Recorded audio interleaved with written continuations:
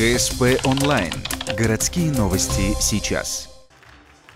С 25 по 27 апреля Ухта приняла гостей в рамках межрегионального фестиваля «Серебряные кружева». Масштабное состязание творческих коллективов и солистов собрало под свои знамена 437 участников из 4 регионов России. Все это дети или сами сотрудники «Газпром-Трансгаз Ухта».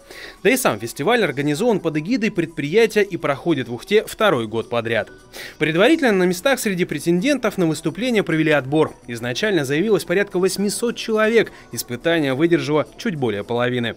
Бальная эстрадная хореография, академический и народный вокал, фольклор. По номинациям выступали в 3 возрастных группах.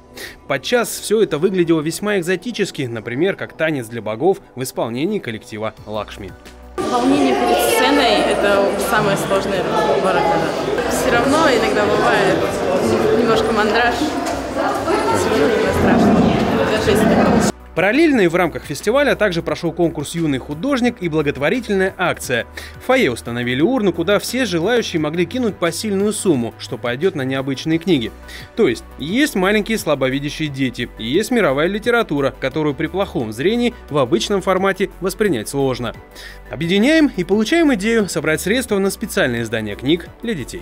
Для каждого из нас книги являются теми друзьями, откуда мы узнаем информацию, познаем мир, но не у всех возможность есть взять эту книгу и прочитать. И благодаря этой акции те ребята, у кого есть проблемы со зрением, эти маленькие детишки смогут познать мир, открыть его с новой стороны.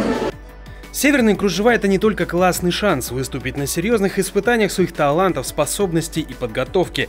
Приз тоже заманчив. Из числа обладателей 1 и 2 мест выберут счастливчиков, кто отправится на зональный тур фестиваля «Газпрома» «Факел».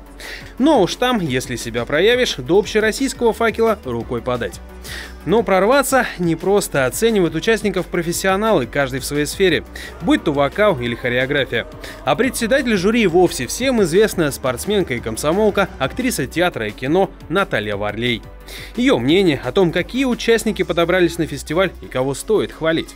Все зависит от характера, потому что есть дети, которые, может быть, даже и не стоит того, чтобы заслуживать какие-то призы. И у них вот есть уже такое вот, когда родители начинают хвалить с детства, они начинают считать себя гениальными. А есть дети, которых сцена проверяет на прочность.